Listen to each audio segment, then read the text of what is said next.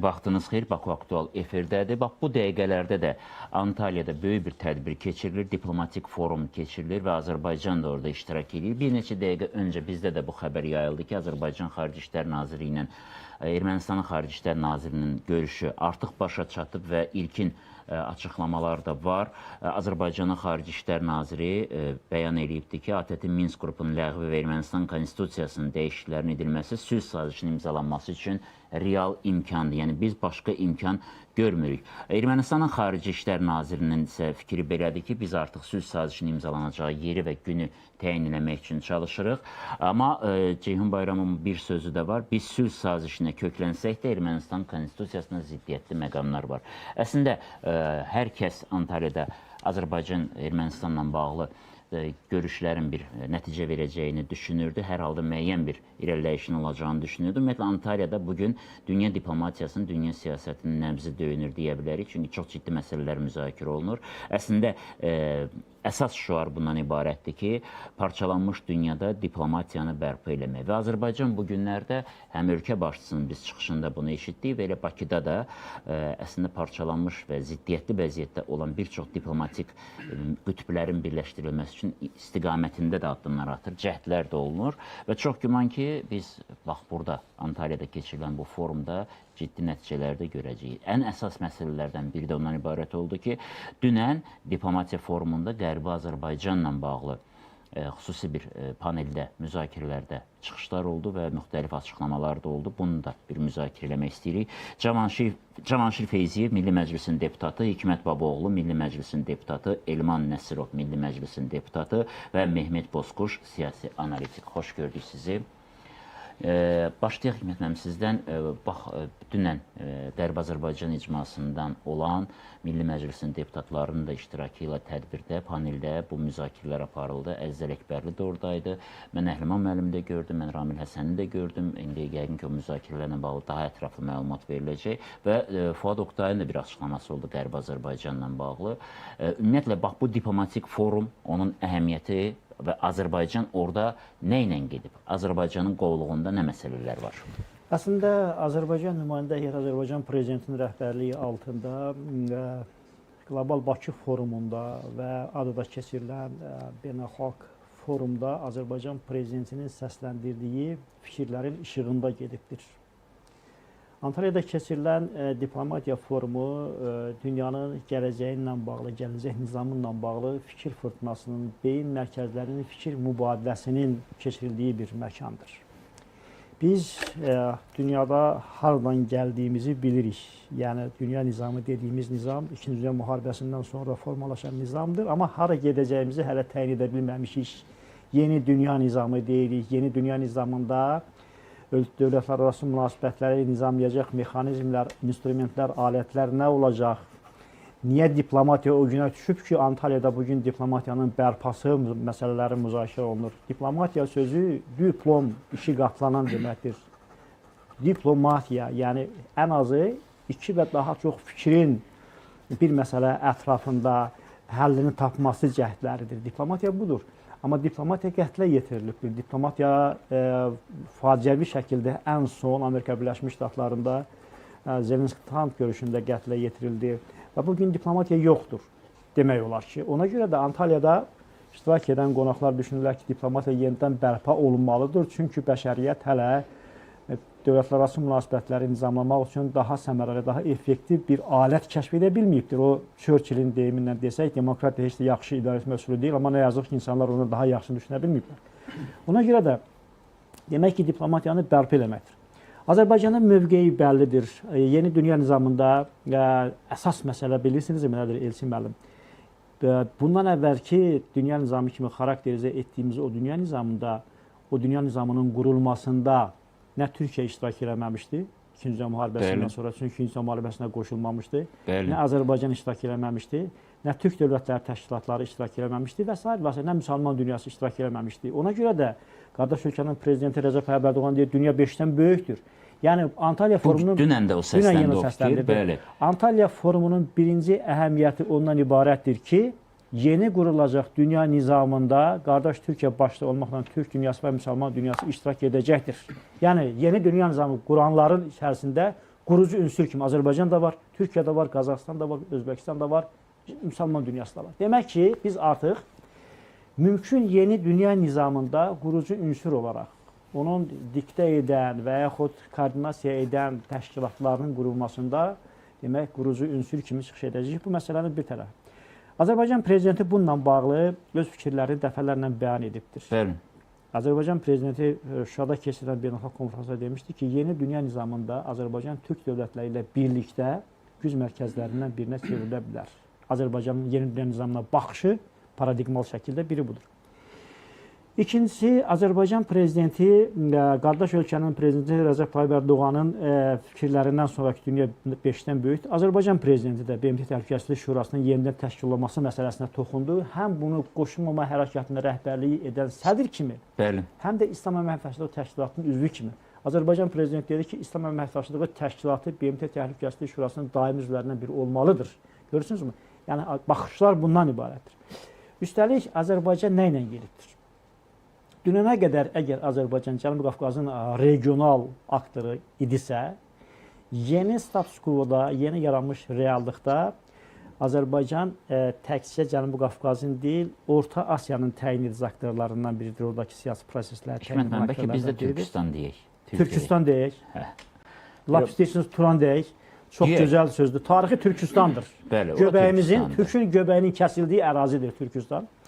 Türkistanda olan dövlətlərimizin, onda da özümüzün dövlət, çünki həm də bizim dövlətlərimizdir və Anadoluda və eyni zamanda oradan yaxın şərqə uzanan coğrafiya. Demək, burada əgər Azərbaycanın həyata keçirdiyi layihələrə diqqət eləsək, son dövrlərdə Azərbaycanın Suriya ilə münasibətlərinə, İsrail ilə münasibətlərinə diqqət eləsək və nəhayət Antalya forumunda Azərbaycan prezidentinin keçirdiyi görüşlərin coğrafiyasına diqqət eləsək, Sudan prezidentindən görüşdü, Kuzey Kıbrıs Qardaş Cümhuriyyətinin deməli prezidentindən görüşdü, Suriya prezidentindən görüşdü. Yəni yeni statusda Azərbaycan artıq Türkistandan Afrika qədər ərazidə orta güc kimi təyin edə biləcəyimiz bir aktordur. Azərbaycanın yeni nizamına baxışı budur və şübhəsiz ki, bütün bunların hamısı Azərbaycan prezidenti bir daha yenə ifadə etdi. Qardaş Türkiyə ilə Şuşa bəyannaməsini imzalamış, demək, müttəfiq kimi, tarixi, təbii və hüquqi müttəfiq kimi. Bircə nüansda deyim, o da nədən ibarətdir? Adam Universitetində keçirilən forumda cənab prezident İsrail-Azərbaycan münasibətlərinə toxundu.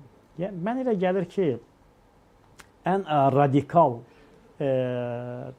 tərəflər də, güclər də, ən liberal güclər də heç kəs düşünmür ki, İsraili Orta Asiyada, Orta Şərqdən götürüb harasa qoymaq olar. Yəhudi xalqı, yəni İsrail oğulları, Semitlərlə bərabər, yəni biri İsmaildir, biri deməli İsaqdır. Yəni bunlar iki qardaşdırlar və o torpaqda, o coğrafiyada şəkillənmiş xalqlardır. Ona görə də nə İsrail oğullarını götürüb harasa qoymaq olmaz, nə də İsmail oğullarını. Doğrudurmu? Bunlar bir yerdə yaşamağa məhkumdurlar. Bunu nə qədər yaxın şərqin o radikal qrupları da dərk etsə o qədər yaxşıdır. Bunu nə qədər İsrail dərk etsə o qədər yaxşıdır. Nəticə etibarilə bir arada yaşamağa məhkumsunuz, çünki siz o torpaqda doğulubsunuz. Özü də bir atadan doğulubsunuz. Doğrudurmu? İbrahim Peyğəmbərin evlatlarıdır. İsaq da, İsmail da. Nə olsun, anaları fərqlidir. Yəni, bu torpaqda siz doğulubsunuzsa, bu torpaqda yaşamağa məhkumsunuz. Ona görə Azərbaycan prezidenti dedi ki, Türkiyə bizim dostumuz, tarixi dostumuzdur, müttəfiqimizdir, bir millət, iki dövlədik, amma İsrail də demək bizim dostumuzdur.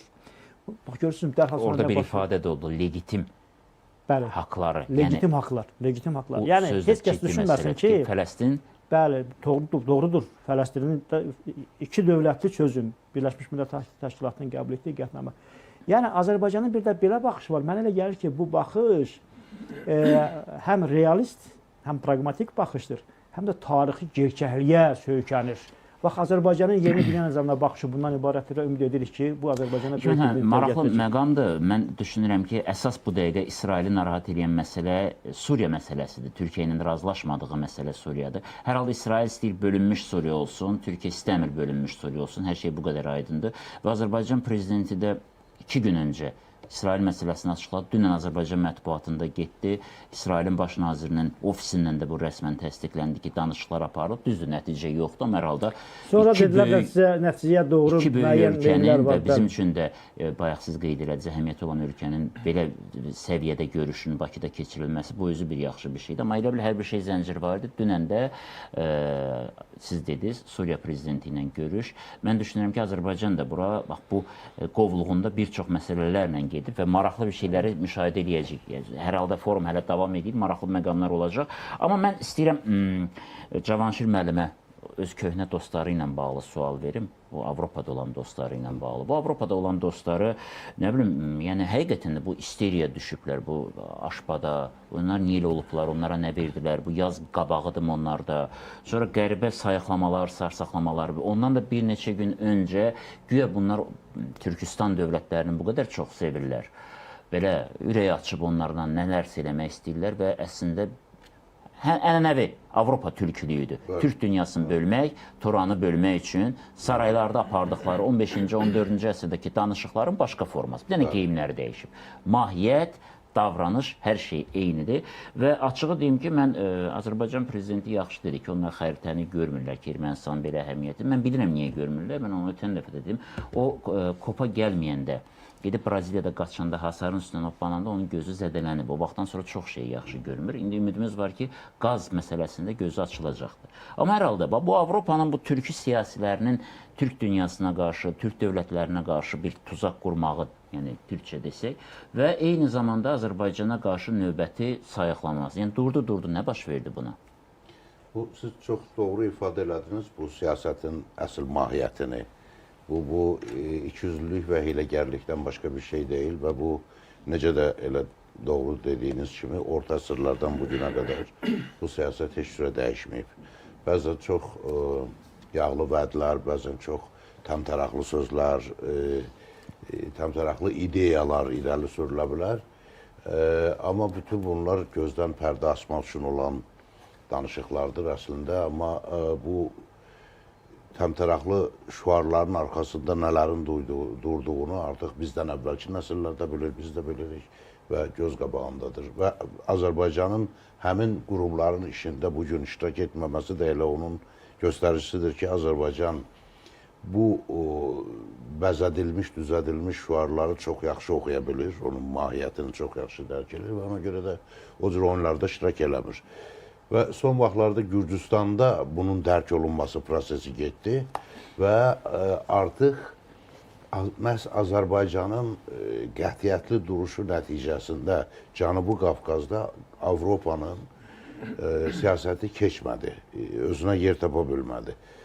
Ermənistan üzərindən çalışdılar ki, orada möhkəmlənsinlər. Buna da artıq Gürcüstan da mövqeyini qətiləşdirəndən sonra görürlər ki, tək Ermənistanda olmaqla bu bölgəyə təsir etmə imkanı o qədər də olmayacaq. Ona görə növbəti həmlə Türkistan ərazisindən etmək qərarına gəliblər. Əlbəttə təəssüfləndirici haldır. Çünki biz tarixdən ibrət çıxartmalıyıq. Tariximizdə belə anlar da yaşanıb və üstündən 100 illər keçəndən sonra gələn növbəti nəsillər onu xəyanət kimi adlandırıblar.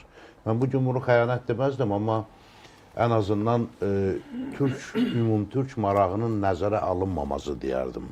Yəni, Türkistan respublikalarının davranışını nəzərdə tuturam. Avropa İttifaqı onlara təxminən 10 milyard həcmində, civarında layihələr təklif edir. Birincisi, bunlar ancaq təklifdir. İkincisi, 10 milyard Mərkəzi Asiya Türk respublikaları üçün çox cüzi bir rəqəmdir. Onların iqtisadiyyatının elə bir potensialı var ki, onlar trilyonluq sərmayələr cəlb eləsinlər. 10 milyard. Və bunun müqabilində danışıqların nəticəsi olaraq, danışıqların mahiyyətinə heç bir aidiyyatı olmayan, bəndlərin ora salınması bizi doğrudan da həm təəccübləndirir, həm təəssüfləndirir. Yəni, Kuzey Kıbrıs'da nələrin baş verdiyini hər halda Mərkəzi Asiyada bilməmiş deyirlər. Və üstəlik biz Türk Dövlətləri Təşkilatında bizim bu barədə danışıqlarımız kifayət qədər geniş olub indiyə qədər. Və 91-ci ildən bu günə qədər davam edən Türk dövlətləri arasındakı əlaqələr və artıq 30 ildən çox davam edən inteqrasiya proseslərinin anlamamaq və bu şəkildə ona zədə vurmaq gözlənilən deyildi. Ona görə də təəssüf vericidir. Amma Avropa siyasəti hər yerdə olduğu kimi, Cənubi Qafqazda olduğu kimi, Mərkəzi Asiyada da onun iç üzü bir gün açılacaq. Və şübhəsiz ki, Gürcüstanda açıldı. Bəli. Özünüz də gördünüz. O tədbirdə Gürcüstan adını heç çəkmədilər. Heç çəkmədilər. Halbuki nə oldu? Dünənə kimi Halbuki yaxşı idi. Gürcüstan olmadan da bu nəqliyyat, tranzit məsələləri mümkün deyil. Amma mənə çox maraqlıdır həqiqətən Cavanşir müəllim. Mən ola bilər indi o Avropada nələr baş verir, siz daha yaxından görübsünüz, hamınız aiddir. Ona görə mən bu sual vermək istəyirəm. Yəni necə ola bilər ki, dünənə kimi bu ölkə haqqında xoş sözlər deyirsən, ona bütün imtiyazları verirsən, bir saatın içində deyirsən artıq bu bizim üçün mövcud deyil. Bu necə olur? Bu elə siyasətin əsl iş üzü elə budur. Dövlət. Bunlar Gürcüstanı güya ki demokratik ölkə, demokratik nümunə göstərirlər. Cəmiyyət kimi nümunə göstərirdilər. Ta o vaxta qədər ki, Gürcüstan Avropanın qulu olmağa hazır idi. Hansı gün ki, Gürcüstan öz suverenlik hüquqlarını dərk elədi və Avropa siyasətini dərk elədi, başa düşdü ki, əgər Avropa İttifaqına getsə, Gürcüstan bütün milli maraqlarını və suveren hüquqlarını itirəcək, həmin andan bir günün içində düşmənə çevrildi Gürcüstan. Yəni bu faktın özü onu göstərir ki, Avropa digər ölkələrlə münasibətlərində, xüsusilə siyasi münasibətlərində səmimi deyil. Bu onun sübutudur. Aydındır, biz onların siyasətindən səmimiyyət istəmirik, amma bir sima olar da, yəni bu lap simasızdır. Mənim dediyim odur ki, Mərkəzi Asiya ölkələri bunu dərk etməlidirlər. Bunu dərk etməlidirlər. Sadəcə Gürcüstana ikili münasibətin timsalında onlar başa düşməlidirlər ki, bir gün onların milli maraqlarını müdafiə etməyə gələndə Avropa bu qədər mehriban, güzəştli olmayacaq. Və əslində yadımıza düşür, bir müddət öncə müxtəlif Asiya ölkələrində rəhbərlikdə olan şəxslər hətta erməni uydurma genosid abidəsinin ziyarəti də aparılırdı, amma indi artıq o alınmır. Mən düşünürəm bu məsələlərdə Azərbaycan prezidentinin istər, bax o Ada Universitetində Quzey Kıbrısla bağlı dediyi, ardından dünən də keçirdiyi görür. Bəli. Və elə o prezidentin sözündən bir saat keçməmiş Ersin Tatarın bir açıqlaması oldu. Böyük bir təşəkkür prezident saytında yerləşdirildi. Mənə gəlir ki, bu bir çoxlarına cavab oldu, sözsüzdür. Amma Elman müəllim, indi sizdən soruşmaq istəyirəm. Əslində bu Aşpanın prezidentinin verdiyi o fikirlər, səsləndirdiyi müsahibə zamanı fikirləri Azərbaycan Xarici İşlər Nazirliyi bir yaxşı net cavab verib, sözsüzdür. Yəni ki, Milli Məclisin də hansısa bir səviyyədə təbii ki, cavabı olacaq. Amma bütün hallarda buna nə oldu birdən-birə? Buna hansı arı dişlədi və yaxud da ağcaqanad indi yazdı da, ağcaqanadlar fəallaşıb. Nə oldu buna bu birdən-birə fəallaşdı? Mənə gəlir ki, burada nə olduğunun arxasında bilirsiniz nələr durur, onu mən istəyərdim açıqlayasınız. Və sözsüz ki, bu forum ərəfəsində Azərbaycan həm də Ermənistanla bağlı, həm də ümumiyyətlə Cənub Qafqazla bağlı çantasında, danışıqlarda çantasında nə ilə gedir? Təşəkkür edirəm verdiyiniz sualla bağlı. Əvvəl onu qeyd edeyim ki, sadəcə 4-cü dəfə keçirilən Antalya deməli diplomatik forumu bəlkə də bugünkü dünyamızın reallıqlarında və bugünkü son dərəcə təhlükəli dünyamızın reallığında çox böyük dəyərə malikdir. Məsələ ondadır ki, bunu elm adamları yaxşı bilirlər. Dünya tarixi, bəşəriyyət tarixi əslində sülh deyil, müharibələr tarixidir. Və eyni zamanda başqa bir elm adamlarının bildiyi həqiqət də var ki, dünyada 100 il ərzində, ortaya salma 100 il ərzində dinc dövr bir həftədən az olub. Təsəvvür ediyinə. Dinc dövr bir həftə, heç bir həftə eləmir. Bu baxımdan yanaşdıqda, deməli, bu həm də başqa bir həqiqət ortaya qoyur ki, deməli, hərbin qarşısında diplomatiya geri çəkilib, güc faktoru həlledici faktora çevrilir və bugünkü dünyamızda, bu parçalanmış dünyamızda güc amili həlledici məqam kəsb eləyir.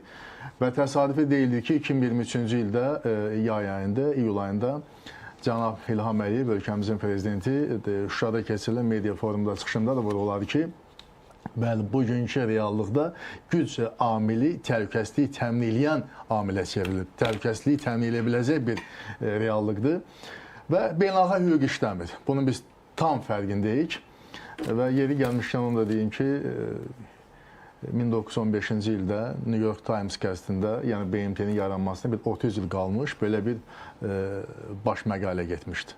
Beynəlxalq hüquq ölübmü? təsəvvür edirsiniz, BMT-nin yaranmasına 30 il qalmış bu başlığına yetmişdi. Və ondan sonra yəqin ki, min dəfələrlə beynəlxalq hüquq ölüb, min dəfələrlə diplomatiya ölüb kimi. Arada bir elə dirilməyib. Onu arada bir elə meyit kimi gətirib qoyurlar lazım olanda. Bizi kimi ölkələrə güc göstərmək üçün və s. Yəni selektiv yanaşmalar var. Bəzən diplomatiya işlər vəziyyətə salınır, bəzən o susur. Hər bölünə keçir və bugünkü dünyamızda isə reallıq odur ki, güc faktoru həll edici faktordur və parçalanmış dünya və bugünkü deməli indi adada keçirilən tədbirin adına baxdığınızda yeni dünya nizamının doğru. Demək, yeni dünya nizamı bugün yoxdur. Amma indi bizim əldə etdiyimiz indiyə qədərki biliklər, təcrübə əsas verir ki, müəyyən proqnozlar verək. Hələ Avropa qitəsinin timsalında ona baxsaq, tək qütüblü dünya, sonra keçid eləyir çox qütüblü dünyaya, çox qütüblü dünyadan sonra gəlir iki qütüblü dünya, onun ardınca yenə də tək qütüblü dünya. Bax, bu belə bir sxem mövcuddur. Yazılardır, Napolyon müharibələri və Napolyon qalib gələndə Fransa hegemon dövləti idi Avropada və tək qütüblü Fransa idi əsas söz sahibi. Sonra Avropa konserti, Viyana Konqresi, Avropa konserti 1815-ci ildən çox qütüblü dünya formalaşdı. Cür müxtəlif 5-6 güc mərkəzi. Çox qütüblü dünya və bunun ardınca deməli baş verdi Birinci Dünya müharibəsi, Birləşmiş Ştatların qalibiyyəti. Fikir verirsiniz, 1918-ci ildən... Ondan qabaq Berlin konferansında da bir çox şeylər dəyişdi. Mən elmi fikirdə qəbul edilmiş yanaşmanı tamam, buyurun. 1918-36-cı ildə yenə Birləşmiş Ştatlar tək qütüblü dünya. Sonra 45-ci ildən 91-ci ilə qədər iki qütüblü dünya. Bəli. İki qütüblü dünya reallığı və indi də fikir verirsiniz, təzədən deməli çox qütüblü dünyaya keçid tendensiyası. Yəni istər-istənməz bugünkü dünya çox qütüblüyə getməkdədir və çox qütüblü dünyanın formalaşması prosesi gedir. Bizim niyyətimizdə, Türk dünyasının niyyəti odur ki, bu yeni reallıqda neçə güc mərkəzi olacaqsa biz orada subyekt olaq, biz orada aktor olaq, biz orada obyekt olaq. Qütblərdən biri. Biri, təbii ki, qütbə çevrilək. Çox qütüblü dünyadan danışılır, amma məqsədimiz də odur ki, o çox qütüblü dünyada bizim də yerimiz olsun. Erman, mən bir sual verəcəm. Üzr istəyirəm. Amerikanı bildiyiniz üçün bu sualı verəcəm. Yəni, bilmirəm, bu belə şey olub-olmayıb. Amerika tarixində, ümumiyyətlə gerçəklikdə İranla danışıqlar aparan şəxs prezidentin nümayəndəsi, həm də Rusiya-Ukrayna məsələlərinə danışıqlar aparan şəxsdir. Bu iki çox çətin məsələni bir nəfərə tapşırmaqla bu nə edir? Qütbləri ləğv edirlər, yoxsa... Yox, əslində çox qütüblü dünya reallığı Birləşmiş Ştatlara lazım deyil. Hətta Kissingeri, bilirsiniz də 69-77-ci il ABŞ-ın dövlət katibi olmuş Kissingeri göndərmişdilər, Nixon göndərmişdi Çinə. Niyə? Məqsəd odur ki, gəlin C2 yaradağım. C2, məsələn C7 demirlər, böyük yedilik. İki, böyük ikilik olsun, gəl dünyanın gələcək taliyini biz müəyyən eləyək. Və Çin də ona cavab vermiş ki, biz böyük sivilizasiyayıq, Çin təkcə dövlət deyil, Çin həm də sivilizasiyadır. Siz yəni gəncsiniz, hələ siz yeni yetməzsiniz, bizi aldada bilməzsiniz. Və indiki dünyada Trump isə bu günləri çalışır ki, çox qütüblük olmasın, maksimum ən yaxşı halda 3 qütüblük olsun. Və bu qütüblərin biri də mütləq Çindir. Hətta Avropa İttifaqı onun gözündə, Trump administrasiyasının gözündə bir güc mərkəzi kimi görünmür. Hətta o cür yanaşma var və Rusiya amili onun üçün ciddi amillərdən biridir. Belə bir dünya reallığı var və bu nöqteyi nəzərdən Avropa Şurasının onun rəhbərliyinin Azərbaycanla tutduğu mövqe bir yeni mövqe deyil. Cənab Prezident deməli adada keçirilən tədbirdə bu məsələlərə toxundu. İkili standart baş alıb gedir və xüsusilə də heç kəsə siz deyildir ki, xeyli müddətdir, xüsusilə də Biden administrasiyası dövründə Avropa Şurası, Avropa institutları Birləşmiş Ştatların əlində bir marionetkaya çevrilmişdi. Ancaq onun deməli təhdidi və onun əmrlərini icra edirdi. Və bu gün də siz fikir verirsiniz, 20-25%lik rüsumlar tətbiq edilir Avropa İttifaqına, Avropa ölkələrinə qarşı və indi də Ursula von der Leyen tələm-tələsik yalvarışa gedir ki, Birləşmiş Ştatlara Trumpla görüşsün və xahiş eləsin ki, bizə qarşı bu cür təzyiq siyasətini biraz yumşaldın. Və bu tendensiyada bu günləri müşahidə olunmaqdadır. O ki qaldı sizin bu Ermənistan-Azərbaycan münasibətlərlə bağlı məsələyə. Mən şəxsən baxmayaraq ki, Ermənistan çox sülhdən danışır və tez-tez deyirlər ki, 2 maddə üzrə, 2 bənd üzrə razılaşma yox idi. Hətta onu da biz həll eləmişik. 17 bəndin 17-nəsinə də hazırıq. Amma bizim 2 şərtimiz Ermənistan Azərbaycana qarşı ərazi iddiası və Minsk qrupunun buraxılması ilə bağlı şərtlərindən ən azı 2026-cı ilə qədər bu şərtlə icra edəcəyini elə də mənim ümidim yoxdur. Mən bu məsələdə nikbin deyiləm. Xüsusilə də yerli özünü idarə etmə orqanlarına keçirilən seçkilərin nəticələri heç iqtidarı razı salmadı, deməli, Ermənistan iqtidarını. Paşinyan çox məyus olub, xüsusilə də Gümrüdə seçkilərin nəticələri onu çox məyus eləyib və indi özlərinə sual verirlər ki, birdən Ermənistanda indi parlament seçkiləri olsaydı, bizi hansı taliyə gözləyirdi. Ona görə də mənə elə gəlir ki, bu günlər Paşinyanın üzərində bir 2026-cı il seçkilərlə bağlı bir kabus dolaşmaqdadır, onun təsiri altındadır və bilmir ki, 2026-cı ildə onun taliyi necə olacaq və həmin ilə qədər sülh prosesi ilə bağlı Paşinyandan ciddi, radikal və regionda uzun müddətli sülhə gətirə biləcək bir addımları gözləmək mənə elə gəlir ki, sadəlövlük olardı. Hər halda Hikmət müəllimdən soruşacağım, çünki bir neçə ay öncə Hikmət müəllim 3-cü savaşın olacağını istisna eləməmişdi. İndi vəziyyətin necə olacağını soruşacağım, amma icazə verirsinizsə Mehmet bəylə bir məsələni soruşum. Mehmet bəy, bax bu dəqiqələrdə Cənub Qafqaz regional əməkdaşlıq üçün çağırışlar və imkanlar mövzusunda panel müzakirə davam edir Antalyada və Azərbaycan Xarici İşlər Nazirliyinin və Ermənistan Xarici İşlər Nazirinin dediklərini nəzərə çatdırdım. Eyni zamanda Gürcüstanın Xarici İşlər Naziri Maka Boçoroşvili qeyd edibdi ki, yəni Gürcüstan üçün dinc və təhlükəsiz Cənub Qafqaz ən vacib prioritetdir və yenidən öz təklifini edibdi. Çünki hər iki ölkə ilə münasibətlərinin yaxşı olduğu bir anlamda bir müəyyən danışıqlarda rol oynaya biləcək. Amma Ceyhun Bayramovun belə bir fikri var ki, Azərbaycan üçün qonşularla münasibətdə təhlükəsizlik və davamlılıq əsasdır. Amma bu hamıya aid oluna bilərmi və nə gözləyirsiniz siz? Bax, Cənub Qafqazda nələr dəyişə bilər? Antalyada kimlər Cənubi Qafqazla bağlı nə ilə gəlib? Tabii 4. Antalya Diplomatik Forumuna katılan çok yüksek düzeyde, bir kere bunu söylememiz gerekiyor. Her ne kadar Batı'nın ilgi göstermemesi olsa da Avrupa Güvenlik Konseyi AGİT'in Genel Sekreteri, Avrupa Konseyi'nin Genel Sekreterinin de katıldığı bir yaklaşık 20 ülke başkanı ve 74 bakan, 60 Dışişleri Bakanı ve 23 bakan yardımcısıyla 11 milletvekiliyle beraber 140 ülkeden yaklaşık 450 katılımcının katıldığı bir forumdan bahsediyoruz ve dilimize baktığımız zaman Antalya 4. Antalya Diplomasi Forumu'nda çok kutupluluk, kapsayıcılık ve çözüm odaklı arayışlar olarak karşımıza çıkıyor ki dün hem Sayın Hakan Fidan'ın, Dışişleri Bakanımız Sayın Hakan Fidan'ın hem de Sayın Cumhurbaşkanımız Recep Tayyip Erdoğan'ın açıklamalarına baktığımız zaman aslında tamamen Gazze, Ukrayna ve Suriye konulu ön plana çıktığı bir süreçle karşı karşıyayız forumda. Ve esas noktada insanlık adına işlenmiş olan suçlara karşı gücün mü yoksa hakkın mı kazanacağı vurgusunun ön plana çıktığını görüyoruz ki işte bu noktada da Kafkasya'da, yani Türkistan coğrafyasında da gelişmeler dünyanın kaderini belirleyecek noktada.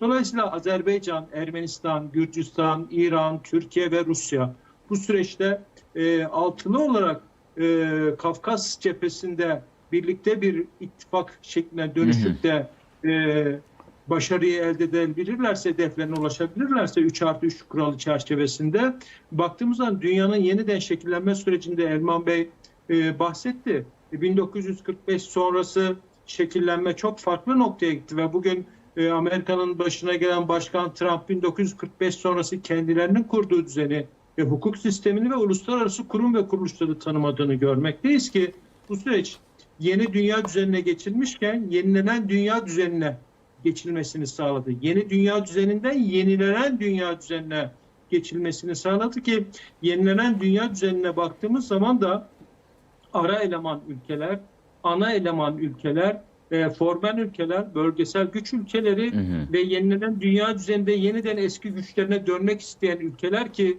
Amerika Birleşik Devletleri bu noktada çok önemli bir güç merkezi olarak karşımıza çıkıyor ve yenilenen dünya düzeninde yeni güç merkezi olacak ölçekteki ülkeler ki buna da en önemli müttefik ve kardeş ülkemiz Azerbaycan'la beraber Türkiye olarak yerini almış durumda ve bu süreç aslına bakarsanız çağımızın geleceği noktada Kafkasların stratejik önemini de ortaya çıkartıyor. Neden?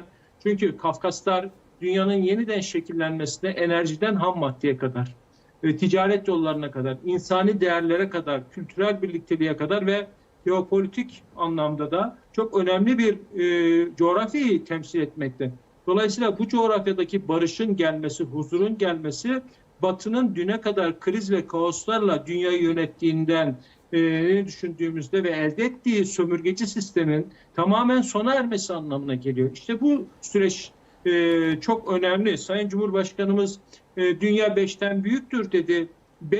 İnsanlık da 5'ten büyüktür söylemiyle aslına bakarsanız şimdiye kadar Batı'nın insanlık üzerine oynadığı oyunları da net bir şekilde ortaya koydu.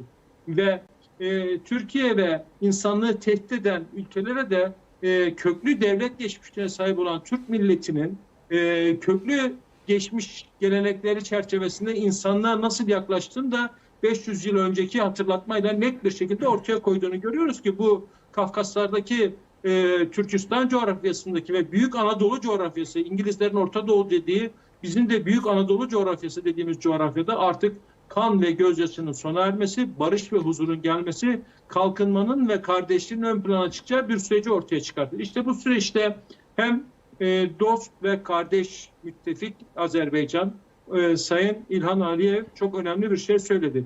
İsrail dost dedi ama Türkiye kardeşimiz ve müttefikimiz dedi. Kardeşimiz ve müttefikimiz dedi. Bunun altını özellikle çizmek istiyorum. Kardeşlik çok farklı bir duygudur. Dolayısıyla kardeş tek gövdedir. Kolları farklı olsa da tek gövdedir ve her gittiği noktada gövde olarak hareket ederler ve dünya bunu net bir şekilde görmektedir ki bunun arasına fitne fesat sokmak isteyenler için bunu söylüyorum. Dolayısıyla ortaya çıkan çok önemli bir süreç var. Bugün Ermenistan'ın başındaki Başbakan Paşinyan'ın çıkışları, işine düştüğü durum, Gürcistan'daki Avrupa yanlısı yapılanmaların istedikleri sonuçları elde edememesi ve Azerbaycan'ın haklarını saklı tuttuğu, Ermenistan'a karşı birçok savaş sonrası saklı tuttuğu süreçte barış masasına oturtarak Zengezur koridorunun ivedilikle açılması yönünde önemli adımların işleyişini takip etmekteyiz ki bu işte düne kadar ve bugün de dahil olmak üzere Türk dünyasının bir araya gelmesini istemeyenlerin fitne ve fesat sokma yönündeki hamleleriyle etkin şekilde devam ettiğini görüyoruz. İşte bu noktada Türk dünyası kenetlenme ve yenilenen dünya düzeninde Türk Devletler Teşkilatı'nın ve Türk devletlerinin çok stratejik konumda olduklarının bilinmesinin farkına varılması, aynı zamanda yeraltı ve yerüstü zenginlikleriyle dünyanın yeniden yeni merkezler şeklinde yönetileceğini düşündüğümüzde yeni merkezi konumuna geleceğini gördüklerinden dolayı da bu bölgede kriz ve kaosu sürükleme yönündeki attıkları adımları çok fazlasıyla görmekteyiz. İşte Antalya Diplomasi Forumu'nda aslına bakarsanız hem Suriye Devlet Başkanı Ahmet Hüseyin El Şara'nın katılımı, hem Gazze Temas Grubu'nun katılımı, ilk kez Gazze Temas Grubu'nun Mehmet katılımı. bəy, bir şey soruşum, üzr istəyirəm. Bax, indi elə bu Antalya'da bu tədbir gedə-gedə Omanda da başqa bir mühüm müzakirə gedir. Nələrsə gözləyirsinizmi Oman görüşündən? Tabii ki şöyle söyleyeyim, isterseniz konuşmamı bitireyim ondan sonra cevap vereyim. Şunu söyleyeyim size, Antalya Diplomasi Forumu ile beraber katılımcıların baktığımız zaman, görüşmelere baktığımız zaman barışı isteyen grubun var olduğunu görüyoruz. Savaşı isteyen grubun yok olduğunu görüyoruz. Bu çok önemli. Bakın Azerbaycan işgal edilmiş topraklarındaki haklı konumunu kazandı ve barışı istiyor. Ama Ermenistan ve onu kumanda eden yapılanma barışı istemiyor ve Ermenistan üzerinde baskı kuruyor ve bölgeyi karıştırmak istiyor. Dolayısıyla bu sonuç nereye varacak? Şimdi insanlık adına gelişmelere de baktığımız zaman bölgede aslında göç, kriz, enerji dahil olmak üzere bu forumda çok stratejik konuların da dijitalleşme de dahil olmak üzere konuşulduğunu görüyoruz ki yenilenen dünya düzeninde çok kutuplulukta ortaklık nasıl olur şekliyle de son şeklini aldığını görürüz. İşte ortaklık nasıl olur şeklinin en iyi göstergesi aslına bakarsanız yenilenen dünya düzeninde Türk Devletler Teşkilatı olarak karşımıza çıkıyor ki Türk Devletler Teşkilatı düne kadar bir araya gelmemesi için, getirilmemesi için ve Türk devletlerinin birbirinden kopması için aralarına nasıl nifak ülkelerin sokulduğu, nasıl nifak tohumlarının ekildiği, diplomasideki ilişkilerin nasıl sekteye uğratıldığını hep beraber görüyoruz ve görmeye de devam ediyoruz. İşte bu süreçte Azerbaycan'ın hem Kıbrıs konusunda Azerbaycan Prezidenti Sayın İlham Aliyev'in açıklamaları hem de Kıbrıs Cumhurbaşkanı Sayın Ersin Tatar'ın açıklamalarına da baktığımız zaman kardeşliğin nasıl olacağını ve gelecekte ilişkilerin de nasıl şekilleneceğini net bir şekilde gösterdiğini görüyoruz. İşte burada aslına bakarsanız güç yarışı yerine küresel vicdan ve hakkın ön plana çıktığı bir süreçten bahsedebiliriz. Mehmet Bəy, gələn ay səfərimizdə Türk dövlət başçılarının zirvə görüşü keçiriləcək və yəqin ki, orada bir çox məqamlar Kıbrısla bağlı da müəyyənləşəcək. Bəli? Budapeştdə. Yəni burada yəqin Kıbrıs məsələsi ilə bağlı da nələrsə müzakirə olunacaqdır. Yəni maraqlı bir dövr gözləyir bizi. Amma mənə indi baxın burada Ermənistanın Xarici İşlər Nazirinin, yəni mən adamın məntiqini tuta bilmirəm. Sülh sazişi ilə Minsk qrupunun ləğvi barədə sənədi eyni vaxtda imzalaya bilərik. Yəni bu doğrudan mı elə bilir ki, biz onu o ümidlə gedirik? Halbuki ardından Ceyhun Bayramov bir daha təsdiq edir ki, Ermənistanla sülh müqaviləsinin imzalanması məsələsində şərtləri açıqlamışıq. Biz heç bir şey dəyişilməyib bizim mövqeyimizdə və dəyişilməyəcək də. Yəni hətta ardından deyib ki, Ermənistandan fərqli olaraq Azərbaycan konstitusiyasında heç bir ərazi iddiası yer almır. Bu Azərbaycan uzunmüddətli ardıcıl mövqeyidir. Bunlar yəni doğrudan bilirsiniz, bu müəllimləri Avropa Şurasıdırsa, Avropa İttifaqıdırsa, bu tələbələr də, şagirdlər də belə olacaq. İndi gördüm, Elman müəllim çox narahatdır Ermənistandakı bu yerli özünü idarə etmə seçkilərində. Paşinyan deyir, narahatdır. Bilməm, Paşinyana görə narahatsız, yoxsa seçicilərə görə narahatsız. Amma əslində Paşinyan bu seçkilərdən... Yəni ki, tutdunuz mən nə edirəm? Bilirəm, başqa şeyi nəzərdə tuturam mən. Mən demək istəyirəm ki, əgər belə bir narahatlığı varsa Paşinyanın, elə gümrüdə vəziyyəti düzəltmək üçün Azərbaycanlıların gümrüyə, şörəyə, lağbabaya qayıdışını təmin eləsin, seçkilərdə o müəyyən bir qələbə qazana bilər. Çünki o ermənilərə etibar yoxdur. Gördük Xarici İşlər Nazirinin açıqlaması. Cənubi Qafqaz müzakirə olunacaqmı orada? Nəticə ilə? Şübhəsiz. Siz mənə bundan əvvəl də bir sual verdiniz. Mənə dediniz ki, siz fikir səsləndirmişsiniz ki, 3-cü müharibə Ermənistan-Azərbaycan arasında. Hamısına bir yerdə toxunaq. Birincisi, çox doğru buyurursunuz, coğrafyanın, demoqrafiyasını dərindən bilən adam, mütəxəssis kimi, hörmətli İlkin müəllim, Gümrü və Gümrü ətrafı tamamilə türklərdən ibarətdir. Hətta Tepetrusiyanın məlum açıqlamasında Amasya rayonunda adı çəkilir ki, xüsusilə çəkilir. Amasya, Basar Keçər Vardanis adı çəkilir və Zəngibasar adı çəkilir. Və baxın, doğrudan da Qərbi Azərbaycanlıların oraya qayıtması siyasi sistemə bir tarazlıq gətirə bilər və nəhayət Ermənistanda həm liberal demoqrafik şərtlər formalaşa bilər, monoetnik dövlət olmaqdan çıxar, həm də doğrudan seçkilər siyasətçilər üçün seçim etmək imkanları yarana bilər. Birinci sualınızdan başlamaq istəyirəm, hörmətli İlkin müəllim. Dediniz ki, müharibə ehtimalı varmı? Mən bu suala cavab verməyim, çünki mənim cavabım çox subyektiv ola bilər. Gəlin buna birinci məblədən aldığımız informasiyaları analiz sintez yolundan təhlil edək, görək bu nəticə bizə nə deyəcəkdir. Ən son və ən yeni məlumat heç şübhəsiz ki, birinci şəxsdə olur. Azərbaycan prezidentində olur. Azərbaycan prezidenti ayın 9-da Adam Universitetində Ermənistan cəmiyyətini iki yerə böldü. Onların yarısını aktiv revanşist, digər bir hissəsini pasiv revanşist adlandırdı. Və sülh müqaviləsinin mətnindən bağlı yenə belə bir fikir səsləndirildi ki, Azərbaycanın Xarici İşlər Naziri dedi ki, biz Ermənistan siyasi elitasından və yaxud Paşinyan komandasından sülh müqaviləsini imzalamaq istəmirik. Ermənistan ictimai rəyi də sülh müqaviləsini imzalamağa hazır olmalıdır. Bax, mən elə gəlir ki, Xarici İşlər Nazirimizin fikri Azərbaycan prezidentinin fikrinin davamı idi. Azərbaycan prezidenti əslində aktiv və pasiv revanşizmi deyərkən erməni etnopsixologiyasının genezisini ortaya qoyur. Belə olan halda birinci argumentim budur. Sülh olarmı? Olmaz. Yəni Ermənistanda sülhü imzalayacaq adam, düşüncə, təfəkkür, siyasi dünya görüş yoxdur. İkincisi, bu yumşaq güc kontekstində erməni cəmiyyətinin analizi. Bura daxildir milli psixologiya, bura daxildir mentalitet, milli xarakter, yəni psixoloji baxımdan, kütləvi rəy baxımından, milli düşüncə baxımından, siyasi təfəkkür baxımından Ermənistan sülhə hazır deyil. Çünki Azərbaycan prezidenti belədir və tamamilə doğrudur. Nəticə etibarilə etnogenezisi qoydu ortaya erməni düşüncəsinin, siyasi təfəkkürün. Sahədə vəziyyət necədir? İkinci mühüm arqument. Burada da military power deyək, qaba güc, o yumşaq güc ünsürləri, bu da qaba güc ünsürləri. Baxın, hazırda baş verən hadisələr hər nə qədər sülhdən danışılsa da, mənə xatırladır 2020-ci ilin iyul ayını. Azərbaycan-Gürcüstan sərhədinin ən dar nöqtəsində Tovuz və Qazax istiqamətində yeni istehkam qurğuları tikilir və bizim strateji kommunikasiyalarımızı atəşə alacaq mövqelər yaradılır. Düz 2020-ci ilin iyul ayında o Tovuz savaşı dediyimiz o Tovuzda baş verən hadisələr uyğun olaraq.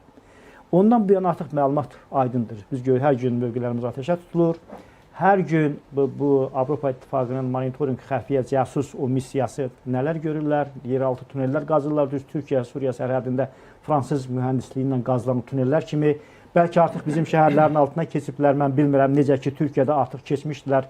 Sura keçmişdilər, Diyarbəkirə keçmişdilər, Sirtə keçmişdilər. Yeraltı tunellərlə 25-30 kilometrlik, 50 kilometrlik tunellərlə. Bəlkə bu iş gedir. Hər halda bu iş gedirsə bizimkilərin xəbəri var, bizim mütəxəssislərin, bizim xəbərimiz yox. Yəni belə olan halda həm sırf ideoloji, həm də milli düşüncə, siyasi təfəkkür baxımından, həm də feylən sahədə hərəkətlər baxımından bu təhlil onu göstərir ki, müharibə mümkündür və çox mümkündür. İndi bu üçüncü komponenti əlavə edək, daha dəqiq cavab tapmaq üçün. Müharibəni istəyən kimdir? Başda Fransa olmaqla Avropa ölkələri. Türk dünyasını parçalamaq istəyən kimdir? Bayaq hörmətli Cavanşir mənimlə toxunduğunuz o məsələyə. Demək, o Türkistan respublikalarını sizin ifadə ilə deyək, Türkistan respublikalarını Türk Dövlətləri Təşkilatından ayırmağa çalışan mərkəzlər. Düzdürmü? Müharibə istəyən kimdir? Ermənistan özüdür. Müharibə istəyən kimdir? Qonşumuz İrandır. Müharibə istəyən kimdir? Hindistandır. İndi gəlin bu ehtimalları tərəccüzə qoyaq, çəkək. Yəni, siyasi təhlil belə aparılır. Və bir də daha da dəqiq olması üçün tarixi müqayisəli metodu da. Mən artıq müqayisə elədim 20-ci ildən. Bəli. Nə baş verdi? İyul ayından sonra sentyabr ayı gəldi və demək, sentyabr ayının 27-sində müharibə başladı. Doğrudur mu? Bütün bunlar məntiq də, sahədə baş verənlər də bizim sülhə yox, müharibəyə doğru getdiyimizi göstərir. Bizim deyəndə əlbəttə ki, tərəflərdən biri biz olacaq, amma müharibəni Ermənistan başlatmağa çalışır yenə. Ona görə də mən deyirəm ki, 3-cü Qarabağ müharibəsi ola bilər. Hətta prezident də onu dedi ki, revanşistlər var və biz onları bu dəfə cəzalandıracağıq. Özdə bunun üçün nə lazımdır? Silahlanmamızı da səbəbini açıqladı. Bunun üçün nə lazımdır? Mən dünən Milli Məclisin iclasında da dedim. Dediniz ki, Qərbi Azərbaycanlılar. Qərbi Azərbaycanlıların öz tarixi torpaqlarına qayıtmaq üçün birinci o revanşizmi bəsləyən iki komponent aradan qaldırılmalıdır. Bəli. Revanşizminin subkomponentləri nədir? Etnik nifrət və narsizm. Yəni bu iki şey aradan götürülməsə Qərbi Azərbaycanlılar ora qayıda bilməyəcək. Ona görə də Antalya Diplomatiya Forumunda Qərbi Azərbaycan mövzusu qoyulur. Doğrudurmu? Əgər Qərbi Azərbaycanlılar da ora qayıtmayacaqsa, demək artıq sülhün əldə olunması mümkün deyil. Üstəlik də bax bütün bunların cəmi onu göstərir ki, demək Azərbaycan hansı addımlar atmalıdır. Mənə elə gəlir ki, biz elə bir mərhələyə çatacağıq ki, Elçin müəllim, biz elə bir mərhələyə çatacağıq ki, Ermənistanda denasifikasiya həyata keçirilməli olacaq. Yəni, əgər sırf diplomatiyanla, yumşaq güc vasitələrlə Azərbaycana qarşı etnik nifrət Ermənistan cəmiyyətindən götürülmürsə, ondan sonra müharibəyə hazırlıq davam edirsə, Azərbaycan öz təhlükəsini təmin etmək üçün artıq mütləq o militar nöqtələr var ki, hərbi güc Azərbaycana qarşı onları demilitarizasiya etsin. Bizim artıq belə təcrübəmiz var, bəzi qonşu ölkələrdə görürük ki, özü üçün təhdid hesab edir müəyyən hərbi nöqtələri və hesab edir ki, onun milli təhlükəsində deməli, təhdid yaradır. Baxmayaraq ki, onun ərazilərindən kənardadır. BMT Nizamnaməsinin 51-ci maddəsi də buna cəza verir. Mənim təhlükəsizliyim bugün mənim ərazimdən yox, 3-cü ərazidən təhdid olunursa, mən o təhdidlərdən götürməliyəm, bu mənim suveren dövlət kimi hüququmdur. Yəni, bunun beynəlxalq hüquq əsası da var. Demək, nə etməliyik biz? Demilitarizasiya eləməliyik, denasifikasiya eləməliyik. Məncə də. Və nəhayət, real Ermənistan Paşinyanın dediyi 29,8 min kvadrat kilometrlik Ermənistan deyil. Real Ermənistan 9 min kvadrat kilometr Ermənistandır. Çünki o da 9,2-dir. 9,2 olsun. 2-ni unutmayaq da, yazıqlar. 2-ni də unutmayaq, yaxşı. Yəni, Azərbaycan Demokratik Cumhuriyyətinin verdiyi 9,2 min kvadrat kilometr real Ermənistandır. Yəni, güzəştə getdiyi. Güzəştə getdiyi. Yəni bugünkü reallığı Ermənistanın qəbul etməsi üçün yeni reallıqda 9000 kvadrat kilometrdə olmalıdır ki, indiki reallığı qəbul etsin. Ondan sonra biz baxarıq. SSR-dən çıxsan 91-ci ildə o Almatı bəyannaməsindəki ərazilər sonradan geri çəkilmə olacaq, olmayacaq. Yoxsa biz onu Ermənistan Respublikasının qurucu müstəvi olan Azərbaycanlıların o torpaqlarına yerləşdirilməsi və kompat yaşaması üçün ərazi kimi müəyyənləşdirəcəyik. Bu da gələcəyin işi olacaq. Yoxsa biz Xalq Cümhuriyyətinin güzəştə getdiyi əraziləri də Tələb onların əlindən edəcəyikmi? alacaq? Ya da 1918-ci il xəritəsini Paris Sülh Konfransında təqdim olunan o xəritəni bərpa edəcəyikmi? Yəni məsələ belədir. Ona görə də indi bax, siz də oxudunuz bunu. Əvət Mirzənin deyir ki, biz hətta ATƏT Minsk qrupunun ləğv olmasından bağlı razılaşmanı da sülh sazişinə eyni gündə və sonra əlavə edir ki, hətta biz deyirik ki, ondan əvvəl, sülhdən əvvəl bunu da 10 dəqiqə ardıcıllıqla, istəyirsiniz sülhdən əvvəl onu imzalayaq, ATƏT Minsk qrupunun ləğv olunmasını, ondan sonra sülh müqaviləsini imzalayaq. Amma bu sözdür, biz dəfələrlə bütün erməni siyasətçilərinin başda baş nazir Paşinyan olmaqla fikirlərini nə cür dəyişdiyini görmüşük. Yəni, bu fikir yadımızda qalsın. Bəli. Yadımızda qalsın. Amma bir məsələ qalır, əsas məsələ, konstitusiya məsələsidir. Ona görə də mən istəyirəm bir qədər notları dəyişək optimist tərəfə. Yəni, artıq deməli, Azərbaycanın mövqeyi, Azərbaycan prezidentinin cəmsi bir neçə gün bundan əvvəl Qlobal Bakı forumunda açıqladığı o 2 maneə vardı ki, onlardan biri də aradan götürdü. Onun çünki Azərbaycan prezidenti onlardan biri kimi Minsk qrupunun ləğv olunmasını demişdi. Demək, artıq Ermənistan buna da hazırdır, qalır bir konstitusiya. Ona görə mən düşünürəm ki, davranışlara baxaq. Yəni, bəyanatlara, sözlərə, fikirlərə yox. Hikmət müəllim, bir məsələni Elman müəllimdən soruşmaq istəyirəm. Bax, bu məsələlər gedə-gedə Azərbaycan İranla yeni münasibətlər sistemi quracağını, yeni səhifə açılacağını da deyir. Bir böyük görüşlər də oldu, davam edir bu görüşlər. Amma bu ərəfədə Zəngəzurda İran təlim keçirir. Mən nə, bax, onu deyəcəkdim. Mən nəyə görə dedim, İran müharibə istəyir, təlim keçirir. Elman müəllim, bunun adı nədir, izahı? Azərbaycan prezidentinin ADO Universitetinə keçirilən beynəlxalq forumda çıxışında Azərbaycan-İran münasibətlərinə diqqəti cəlb etdi və ikitərəfli münasibətlərimizdə çox anlaşılmaz məqamlarla bağlı mövqeyini ifadə etdi. O səfirlikdə baş vermiş terror aktı. Ondan sonraki proseslər mən vaxtı almaq istəmirəm, onu hər kəs bilir. Amma Azərbaycan prezidentinin müəyyən etdiyi xarici siyasət kursunun fəlsəfəsi var. Həmin kursa görə prioritet istiqamət ikitərəfli münasibətlər formatıdır. Bəli. İkitərəfli münasibətlər yüksək səviyyədə olanda 3 tərəfli, 4 tərəfli, 5 tərəfli, bütövlükdə çox tərəfli münasibətlər formalaşır. İkitərəfli münasibətlərin içərisində isə qonşularla münasibətlər birinci yerdədir. Yəni, eyni məntiqlə çıxış eləyəndə Azərbaycan dövlətinin siyasətini, xarici siyasətini cənab prezident müəyyən edib, İranla münasibətlər bizim üçün prioritet sahədir.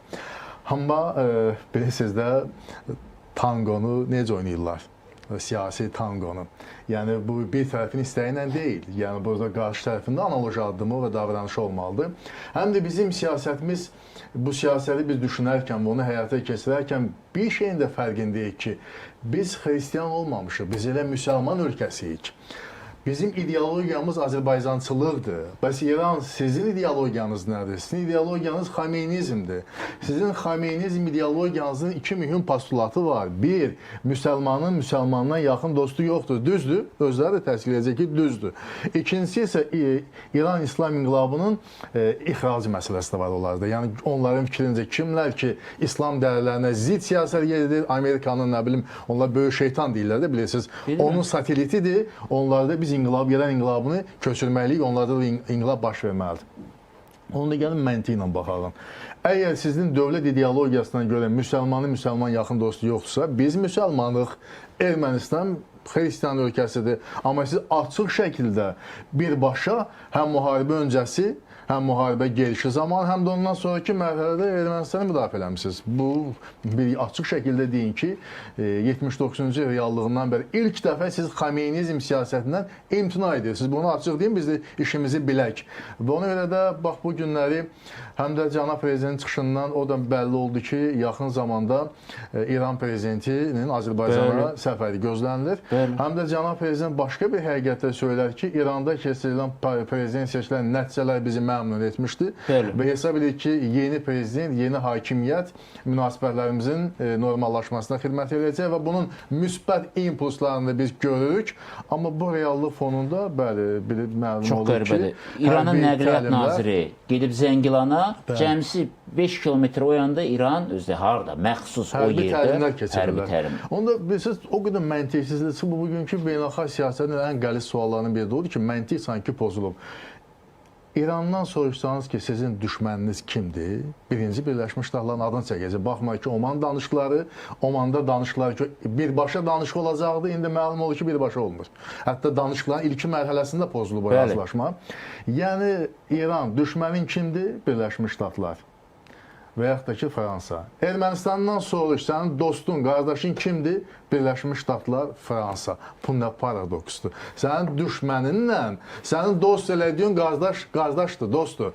Ona görə də bax, bu günləri... Onların düşmənçiliyi İranda yalnız o parlamentdə yığışılar ortada belə-belə eləyirlər. O nə adətdir, mən bilmirəm. Sizin deputat stajınız çoxdur hamınızın, siz bilərsiniz. O, yəni parlamentdə də belə adət varmı? Onu yerində də oturub demək olar da. Ondan bu yana getmir, yəni ora qədərdir. Bəli, siyasi şoudur. Bəs salam, ora qədərdir. Amma mən çox yaxın dostdular. Sizin efirinizdən bunu mən bir neçə dəfə demişəm. Yəqin ki, sizin verilişiniz də populyardır. Məlbaq TV-nin bugün Azərbaycan televiziyanında reytingi də yüksəkdir və İranda da bunu izləyirlər. Və üzümü tuturam İran əhalisinə yox. İran əhalisi, oradakı bizim milyonlarla, 40 milyonluq Azərbaycanlı bütün həqiqəti bilirlər. Mən İran establishmenti deyək ona, İran siyasi hakimiyyəti, ona müəyyən dairələrini özümü tutub söyləyirəm ki, bax, tarix təkrarlanır.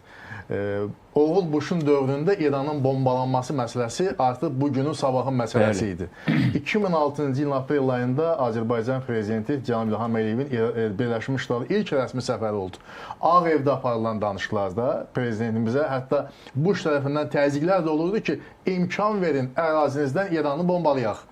Cənab prezident yox dedi, qətiyyətlə yox dedi, buna imkan verməyəcəyini söylədi. Həm də fikirləri təhrif edilməsin deyə Ağ Evin qarşısında bir briefing keçirdim. Hamısını xatırlayırıq biz. Briefingdə bir daha dedi ki, heç bir üçüncü dövlət Azərbaycan ərazisinə istifadə etməklə İrana zərbə endirməyəcək. Bunu 2006-da dedi. 19 il Elçin müəllimdə keçib Cənab prezident sözünün ağasıdır. Və bizə qarşı qəlbdən gələn təzyiqlərin kökündə dayanan çoxsaylı səbəblərin bəlkə də birincisi, ikincisi məhz İranı bu məsələdə bizim dəstəkləyəməyimizdir, imkan verməməyimizdir ki, ərazimizdən istifadə etsinlər. Və mən hesab edirəm ki, bu cür bir həmin reallıqdır və qarşı tərəf İran hakimiyyəti bilsin ki, Azərbaycan dövləti İranla mehriban qonşuluq siyasətinə sədaqətli qalıb, sadiq qalıb. O zaman da bunu sübut edib 19 il öncə o vaxt ərzində və bu gün də həmin siyasətə sadiq. Cəmaşım, son sualımdır və çox xahiş edəcəm qısa cavab verəsiniz. Çünki elə məsələ də çox qısadır. Yəni bizdə bir məsələ var da, yəni əl çəkdi, əl çəkmədi məsələsi. Yəni biz aşpadan bütün münasibətlərimizi bağladıq, gəldik ki, bizim yerimiz deyil orada. Ən az biz orada ona görə idik ki, ona görə olmaq istəyirdik ki, Qarabağ gerçəkliyi, işğal məsələsi, həqiqətlər görə heç kimi qulaq asan deyil, özümüz həll elədik. İndi bizə də ora lazım deyil. Onlar niyə bizə görə narahatdır? Onlar özlərini bizə görə narahat göstərirlər. Əslində bizə görə narahat deyirlər, özlərinə görə narahat. O səhnədən çəkilməyimiz onları narahat edir ki, çünki onlar bizim onlarla əlaqəmiz olmayanda onlar bizim cəmiyyətimizə soxula bilmirlər. Əslində, baxın, yumşaq güc nəyə deyirlər? Özləri bunu mahiyyətini açır.